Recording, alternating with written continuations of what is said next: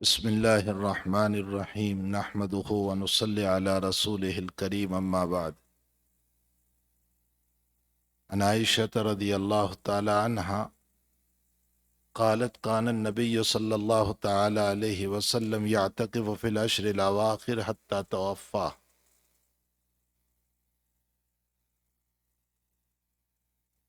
أو كما قال رواه البخاري.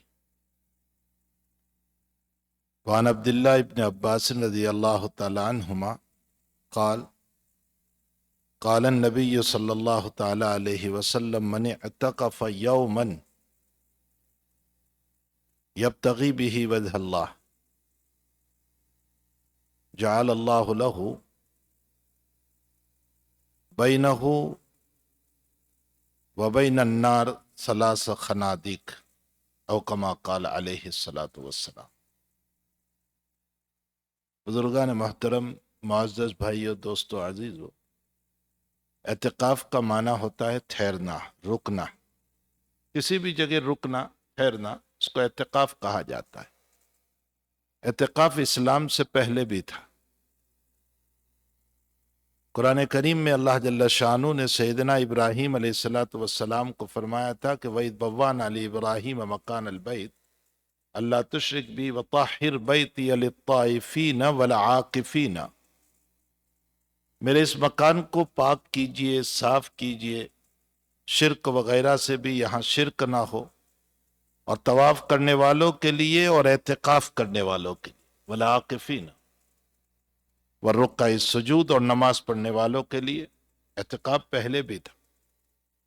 روایتوں میں ملتا ہے کہ جب جناب رسول اللہ صلی اللہ علیہ وسلم حنین میں تشریف لے گئے تو حنین سے واپسی پر حضرت عمر رضی اللہ تعالیٰ عنہ نے نبی علیہ السلام سے فرمایا کہ یا رسول اللہ، میں نے اسلام سے پہلے دور جاہلیت میں بیت اللہ میں اعتکاف کی نظر مانی تھی، تو کیا میں ایک رات کی نظر مانی تھی تو میں اعتکاف کر لوں؟ حضرت نے فرمایا کہ جاؤ اعتکاف کر لو. یہ دور جاہلیت کی نظر تھی آپ کی، یعنی اسلام سے پہلے کی نظر تھی. معلوم ہوتا ہے کہ مشرکین بھی جیسے بھی تھے، وہ شرک میں تھے، کفر میں تھے، جیسے بھی تھے، لیکن بہرحال ان کا تعلق تھا کعبۃ اللہ سے، بیت اللہ سے، اور وہ اس طرح کی عبادتیں کیا کرتے تھے. وہ طواف بھی کرتے تھے، وہ حج میں بھی جاتے تھے، اگرچہ ان کا حج خرافات تھا، سوائے خرافات کے اور کچھ نہیں تھا. اور ان کا طواف کیا تھا؟ وہ سیٹیاں بجانا اور برہنہ بغیر کپڑوں کے طواف کرنا، یہ ان کا طواف تھا. لیکن بہرحال وہ اپنے آپ کو ملت ابراہیمی پر کہتے تھے، سیدنا ابراہیم علیہ السلام کی شریعت پر اپنے آپ کو کہتے تھے. اور ابراہیم علیہ السلام کے کچھ نہ کچھ اعمال ان کے اندر تھے، تو اس میں ایک اعتکاف بھی تھا. اس لیے حضرت عمر رضی اللہ تعالیٰ نے فرمایا کہ یا رسول اللہ، میں نے اعتکاف کی نظر مانی تھی دور جاہلیت میں، کیا میں وہ اعتکاف کی نظر پوری کر لوں؟ آپ نے فرمایا پوری کر لو. معلوم یہ ہوتا ہے کہ اعتکاف پہلے سے تھا. اسلام جب آیا تو اسلام نے بھی اس بہترین عبادت کو باقی رکھا. انسان جب اعتکاف کرتا ہے تو وہ اللہ کے در پر آ کر پڑ جاتا ہے، اللہ کے در پر اپنے آپ کو نچھاور کر دیتا ہے. یہ ایسا ہی ہے جیسا کہ کوئی سائل اور مانگنے والا کسی کے در پر بیٹھ جائے. اور یہ مسلم مسئلہ ہے کہ جب کوئی سائل اور مانگنے والا کسی کے در پر بیٹھ کر کے منت سماجت کرتا ہے، گر گراتا ہے، روتا ہے، منت سماجت کرتا ہے، تو اس صورت میں سامنے والے کو رحم آ ہی جاتا ہے، وہ کچھ نہ کچھ دے ہی دیتا ہے اس کو. بس اعتکاف یہی ہے کہ اللہ کے در پر بیٹھو اور اللہ سے مانگو. میں نے جو بخاری شریف کی ابھی روایت پڑھی جس میں جناب رسول اللہ صلی اللہ علیہ وسلم کے باب میں امی جان حضرت عائشہ رضی اللہ تعالیٰ عنہ فرماتی ہے کہ رسول اللہ صلی اللہ علیہ وسلم نے آخری عشرے میں اعتکاف فرمایا اپنی وفات تک. آپ نے ایک سال ایسا گزرا ہے کہ جس میں ایک پورے مہینے کا اعتکاف کیا تھا. اور پورے مہینے کے اعتکاف کی وجہ یہ تھی کہ اصل میں شب قدر کی تلاش تھی، اور اللہ کی طرف سے بتایا نہیں گیا تھا. البتہ یہ کہا گیا تھا کہ آپ اعتکاف میں بیٹھو، ہم آپ کو بتائیں گے. آپ نے پہلے عشرے کا اعتکاف کیا لیکن اللہ کی طرف سے کوئی اطلاع نہیں آئی، تو آپ نے دوسرے عشرے کا بھی اعتکاف فرمایا، اور دوسرے عشرے کے اخیر میں پھر آپ نے 20ویں روزے کو یوں فرمایا کہ بھئی ابھی بھی اللہ کی طرف سے کوئی اطلاع نہیں آئی ہے، اس لیے آخری عشرے کا اعتکاف کر لو۔ پھر آخری عشرے کا اعتکاف جب فرمایا تو جناب رسول اللہ صلی اللہ علیہ وسلم نے فرمایا کہ مجھے اس عشرے میں شب قدر بتائی گئی، لیکن میں اس رات کو تمہیں بتانے کے لیے نکلا کہ وہ کون سی رات ہے۔ اتفاقاً دو صحابی کی آپس میں بحث چل رہی تھی اور وہ کچھ معاملہ ان کے درمیان ہو گیا تھا، حضرت ان کے درمیان صلح کے اندر پڑ گئے۔ فرمایا نبی علیہ السلام نے کہ میرے ذہن سے اس رات کی تعین اٹھا لی گئی، رات نہیں اٹھائی گئی، رات تو ہے لیکن اس کی تعین اٹھا لی گئی کہ کون سی رات مجھے بتائی تھی وہ میں بھول گیا۔ اس لیے اصحاب تشیع اور شیعہ حضرات جو کہتے ہیں کہ رات ہی اٹھا لی گئی، یہ غلط ہے، رات نہیں اٹھائی، رات موجود ہے لیکن وہ کون سی رات ہے وہ ذہن سے بھلا دیا گیا۔ اور پھر آخر میں حضور پاک صلی اللہ علیہ وسلم نے فرمایا کہ اس میں ہمارے لیے خیر ہے، یہ جو تعین اٹھا لی گئی اس میں خیر ہے۔ اب خیر کیا ہے؟ خیر یہ ہے اس کے اندر کہ اگر وہ رات متعین ہمیں بتا دی جاتی کہ فلاں رات ہے تو ہو سکتا ہے کہ ہم اسی رات میں عبادت کرتے، باقی راتوں میں عبادت نہ کرتے، یہ ایک نقصان ہوتا ہمارا۔ اور یہ بھی ہو سکتا تھا کہ کوئی آدمی اس رات میں غفلت کی وجہ سے اگر عبادت نہ کر سکتا تو اگلی رمضان تک افسوس رہتا کہ میری وہ رات چلی گئی۔ افسوس یہ، اس لیے افسوس بھی نہ رہے اور غفلت بھی نہ رہے، اس لیے آخری عشرے میں اس رات کی تعین کو اٹھا لیا گیا۔ اور پھر جناب رسول اللہ صلی اللہ علیہ وسلم نے فرمایا کہ اس کو طاق راتوں میں تلاش کرو، یعنی 21 ہے جیسے آج کی رات ابھی ہے، 23 ہے، 25 ہے، 27 ہے، 29 ہے۔ پھر بعض روایتوں میں جفت راتیں بھی آئی ہے، یعنی 22، 24، 26، 28 کا بھی تذکر آیا ہے۔ اس سے یہ پتہ چلتا ہے کہ اس پورے عشرے کے اندر ہمیں کچھ نہ کچھ کرنا چاہیے۔ اب یہ اعتکاف جو حضور پاک صلی اللہ تعالی علیہ وسلم کے باب میں اس آخری عشرے کے باب میں آتا ہے کہ شد میزرہ، شد میزر کا مطلب ہوتا ہے اپنی لنگی کو مضبوط باندھ لیتے تھے۔ اس کے دو مطلب ہے، ایک مطلب تو یہ ہے کہ اعتکاف فرماتے تھے عورتوں سے بالکل الگ، وَلَا تُبَاشِرُوهُنَّ وَأَنْتُمْ عَاكِفُونَ فِي الْمَسَاجِدِ، اعتکاف میں اپنی بیویوں سے بالکل دور رہیں۔ اور دوسرا مطلب یہ ہے کہ اپنی کمر کس لیتے تھے، یعنی عبادت کے لیے کھڑے ہو جاتے تھے، شد میزرہ۔ اور دوسرا لفظ آیا ہے وَأَيْقَظَ أَزْوَاجَهُ، اپنی بیویوں کو جگاتے تھے۔ حالانکہ پورے سال اس کا اہتمام حضور نہیں فرماتے تھے کہ بیویوں کو تہجد کے لیے اٹھاتے۔ روایتوں میں آتا ہے کہ حضرت عائشہ رضی اللہ تعالیٰ عنہ فرماتی ہے کہ میں سامنے لیتی رہتی تھی اور حضور پاک صلی اللہ علیہ وسلم نماز پڑھتے رہتے، یعنی تہجد کے موقع پر، اور جب حضرت سجدے میں آتے تو میرا پاؤں دبا دیتے تھے، میں اپنے پاؤں کو سمیٹ لیتی۔ کوئی بہت بڑا مکان نہیں تھا کہ الگ سے جگہ ہوتی نماز پڑھنے کی، تو اسی کے اندر حضرت نماز پڑھتے تھے۔ تو جب سجدے میں آتے تو میرے پاؤں کو دباتے تھے تو میں اپنے پاؤں کو سمیٹ لیتی، حضرت وہاں پر سجدہ فرمایا کرتے تھے۔ لیکن آخری عشرے میں نبی علیہ السلام اپنی بیویوں کو بھی جگاتے تھے کہ بھئی اعتکاف جو ہے اس عشرے کے اندر اللہ کی عبادت کی جائے۔ اس لیے یہ عشرہ جو ہے بہت اہم ہے، اور اللہ تعالیٰ نے فرمایا کہ اِنَّا أَنزَلْنَاهُ فِي لَيْلَةِ الْقَدْرِ وَمَا أَدْرَاكَ مَا لَيْلَةُ الْقَدْرِ لَيْلَةُ الْقَدْرِ خَيْرٌ مِّنْ أَلْفِ شَهْرٍ۔ یہ جو رات اگر کسی کو نصیب ہو جائے تو سمجھ لو کہ 80 ایئرز سے زیادہ اس نے عبادت کر لی، یعنی ایک رات کے اندر عبادت کرنے کا اتنا بڑا ثواب ہے۔ پھر اعتکاف کا ثواب جناب رسول اللہ صلی اللہ علیہ وسلم نے بیان فرمایا۔ معجم الاوسط کی روایت ہے کہ جس نے اعتکاف کیا ایک دن کا یبتغی بہ وجہ اللہ، لیکن یاد رکھے اخلاص کے ساتھ، اخلاص کے ساتھ، ریاکاری، نام نمود، شہرت، دکھاوا، میں اعتکاف کر رہا ہوں لوگ میری تعظیم کریں، یا مجھے کھانا یہیں ملے اس لیے میں اعتکاف کر رہا ہوں، یا اور کسی مسئلے کی بنیاد پر وہ مسجد میں یہ مسائل نہیں، اللہ کی رضا کے لیے وہ اعتکاف کر رہا ہے۔ تو حضور پاک صلی اللہ علیہ وسلم نے فرمایا ایک دن کے اعتکاف پر اللہ اس کے اور جہنم کے درمیان 3 خندق کی دوری کر دیتے، یعنی وہ جہنم سے اتنا دور ہو جاتا ہے. اور پھر خود حضور پاک صلی اللہ علیہ وسلم نے فرمایا کہ 1 خندق آسمان و زمین کے برابر ہے، یعنی اتنی دوری 1 خندق. تو ایسی 3 دوریاں وہ جہنم سے جب 1 دن کے اعتکاف پر اتنا دور ہو جاتا ہے تو 10 دن کے اعتکاف پر کتنا جہنم سے دور ہو جائے گا. معلوم ہوتا ہے کہ انسان اس اعتکاف کے ذریعے سے جہنم سے دور ہوتا ہے، جنت سے قریب ہوتا ہے، اللہ کے غضب سے دور ہوتا ہے، اللہ کی رضا سے قریب ہو جاتا ہے. تو یہ اللہ کی رضا کو لینے کے لیے اعتکاف ہوا کرتا ہے. اور پھر ایک روایت میں جو کنز العمال کی ہے، جناب رسول اللہ صلی اللہ علیہ وسلم نے فرمایا من اعتکف ایمانا و احتسابا غفر له ما تقدم من ذنبی، جس نے اخلاص کے ساتھ اعتکاف کیا اللہ اس کے پچھلے سارے گناہوں کو معاف کر دیتا ہے. پھر ایک روایت میں جناب رسول اللہ صلی اللہ علیہ وسلم نے فرمایا اعتکاف کا سب سے بڑا فائدہ یہ ہے کہ یعقف الذنوب، انسان گناہوں سے بچ جاتا ہے. جب مسجد میں ہم بیٹھے ہیں تو اب ہم سے گناہ نہیں ہوں گے، ہم غیبت میں نہیں ہوں گے، ہم برائی میں نہیں ہوں گے، ہم کسی کی باتوں میں نہیں ہوں گے، ہم جو ہے اور جو گناہ دنیا میں ہوتے ہیں بد نظری کے اور یہ ان سارے گناہوں سے حضور فرماتے یعقف الذنوب، وہ گناہوں سے بچ جاتا ہے.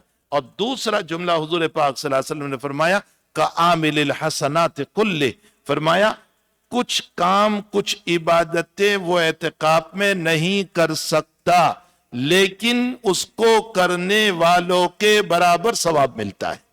مثلا وہ مریض کی عیادت نہیں کر سکتا کیونکہ اعتکاف میں ہے، وہ مریض کی عیادت نہیں کر سکتا ہے، لیکن اللہ اس کو عیادت کرنے کا ثواب یہاں بیٹھے بیٹھے عطا فرمائے.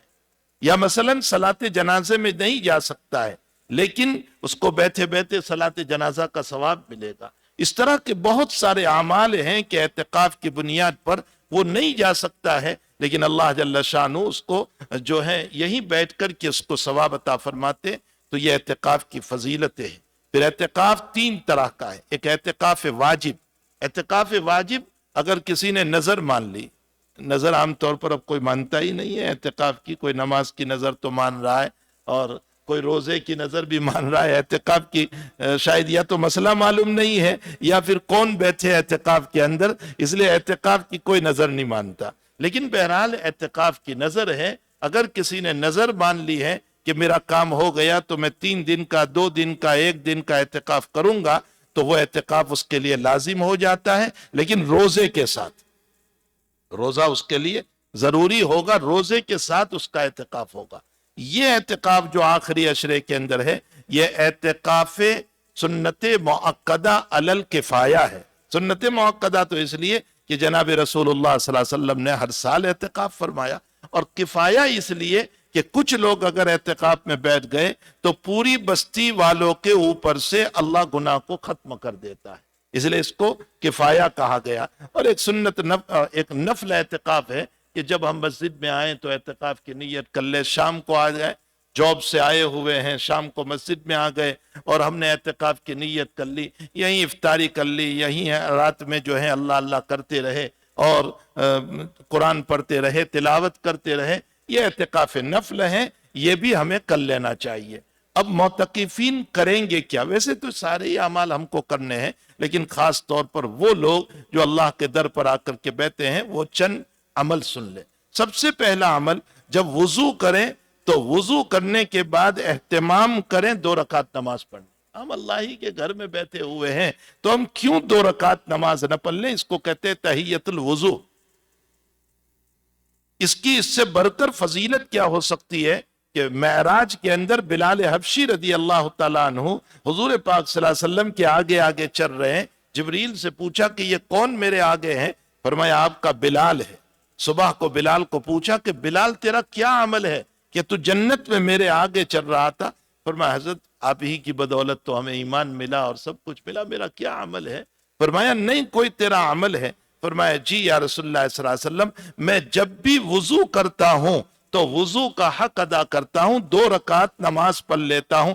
فرمایا یہی وہ عمل ہے جس کی وجہ سے تو جنت میں میرے آگے چل رہا تھا.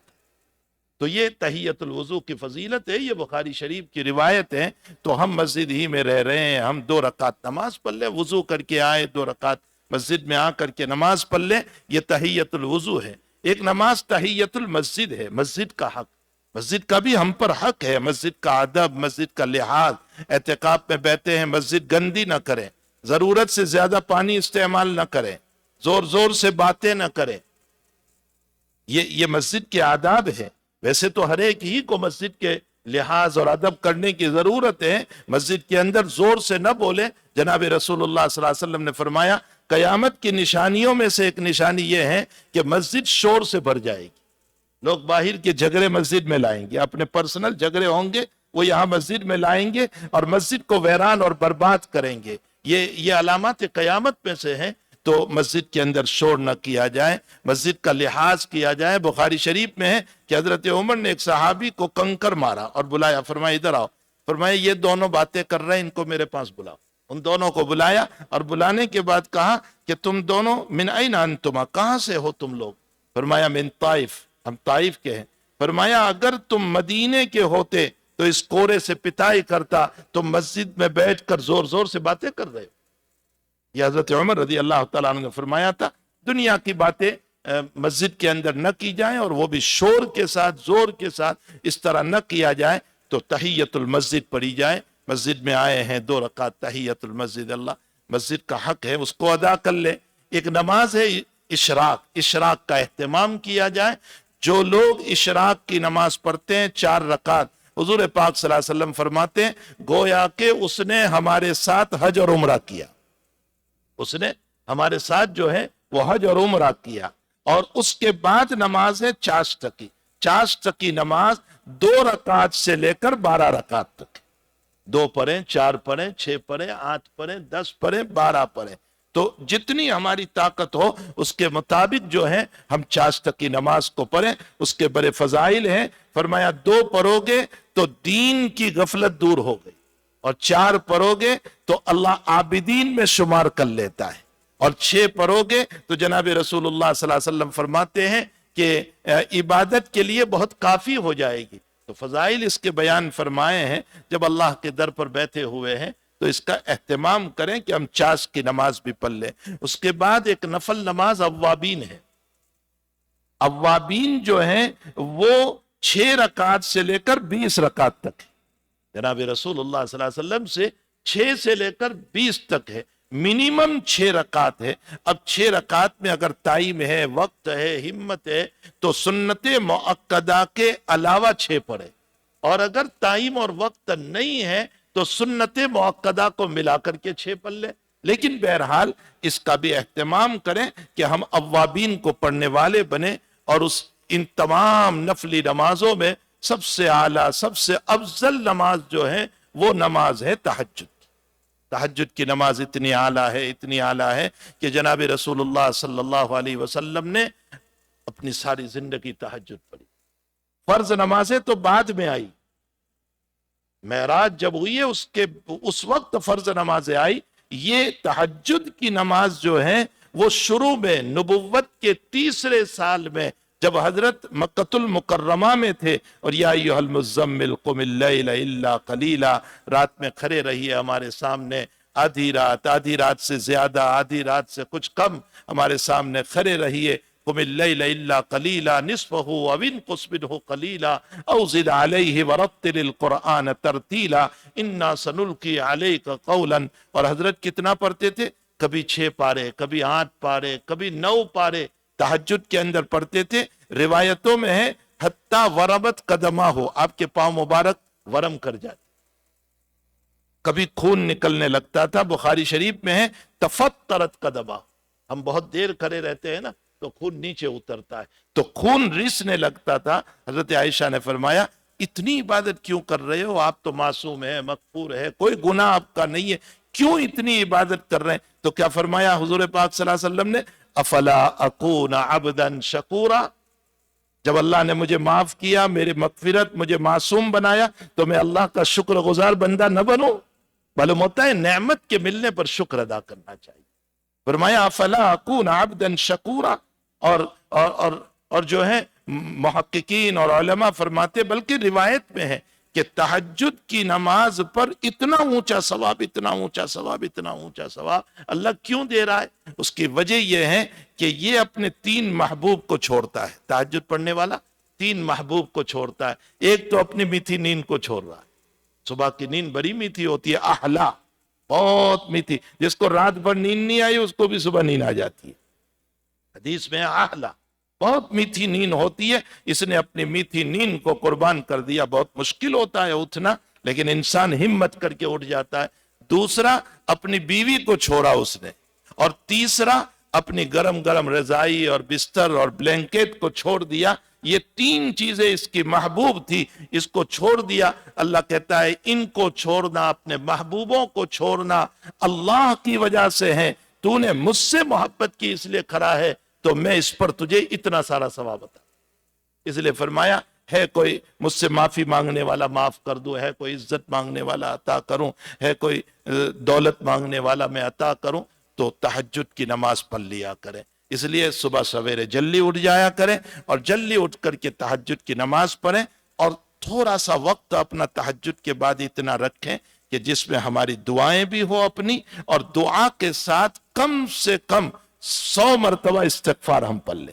کیوں؟ اس لیے کہ اللہ قرآن میں فرماتے ہیں وَبِالْأَسْحَارِ هُمْ يَسْتَغْفِرُونَ، نیک بندے وہ ہیں جو سحری کے موقع پر استغفار کرتے، اللہ سے استغفار کرتے۔ تو کم سے کم 100 مرتبہ استغفار کر لیں، اتنا وقت رکھیں، اور اس میں ہماری دعا بھی ہو جائے۔ حق تعالی جل شان ہوا منوالہ ہم تمام کا اعتکاف میں بیٹھنا قبول فرمائے۔ اللہ کے در پر آئے ہیں، حق تعالی کو منع کر رہے ہیں، تاکہ اللہ معتکفین کی دعاؤں کے ذریعے سے امت کے بگڑے ہوئے حالات بنا دے۔ امت اس وقت بڑے حالات میں گزر رہی ہے، بڑے پریشانیوں سے امت گزر رہی ہے۔ اپنے لیے دعا کریں، اپنے آل اولاد کے لیے دعا کریں، اپنی فیملی کے لیے دعا کریں، اپنے اقارب کے لیے دعا کریں، اپنے والدین کے لیے دعا کریں، اپنے تمام متعلقین محبوبین کے لیے دعا کریں، اور پوری امت کے لیے دعا کریں۔ حدیث شریف میں ہے تم دوسروں کے لیے دعا کرو گے تو دوسروں کی برکت سے اللہ تمہاری ذاتی دعاؤں کو قبول کرے۔ تو ہمیں پوری امت کے لیے دعا کرنا چاہیے۔ سبحانک اللہم و بحمدک و تبارک اسمک و تعالی جدک و لا الہ غیرک، سبحان اللہ و بحمدہ سبحان اللہ العظیم، سبحان اللہ و بحمدہ عدد خلقہ و رضا نفسہ و زنت عرشہ و مداد کلماتہ۔ اللہم انک عفو تحب العفو فاعف عنا، اللہم انک عفو تحب العفو فاعف عنا، اللہم انک عفو تحب العفو فاعف عنا۔ یا کریم یا کریم، یا اللہ، یا حنان، یا منان، یا ذا الجلال والاکرام، یا فعال لما یرید، اغثنا یا ربنا، اغثنا یا ربنا، اغثنا یا ربنا۔ نستغفر اللہ الذی لا الہ الا هو الحی القیوم واتوب الیہ۔ ربنا آتنا فی الدنیا حسنہ وفی الآخرۃ حسنہ وقنا عذاب النار۔ اے اللہ اس عشرے میں ہمیں ہمت عطا فرما، قوت عطا فرما، طاقت عطا فرما، شوق بھی عطا فرما، ذوق بھی عطا فرما۔ اللہ تلاوت کی توفیق عطا فرما، تیرے سامنے نمازوں میں کھڑے رہنے کی توفیق عطا فرما، تلاوت قرآن کا شوق نصیب فرما۔ اے اللہ سجدوں میں اپنی پیشانی رگڑ کر تجھ سے مانگنے کی توفیق عطا فرما، استغفار کا اہتمام نصیب فرما۔ اے اللہ امت مسلمہ کے حالات پر رحم و کرم کا معاملہ فرما، امت کی مظلومیت کو ختم فرما۔ اے اللہ امت کی مظلومیت کو ختم فرما، امت کی مظلومیت کو ختم فرما۔ اے اللہ امت پر رحم و کرم کا معاملہ فرما۔ اللہ ہم تمام کی دعاؤں کو اپنے فضل و کرم سے قبول فرما۔ وصلی اللہ علی نبینا محمد و آلہ و صحبہ اجمعین برحمتک یا ارحم الراحمین۔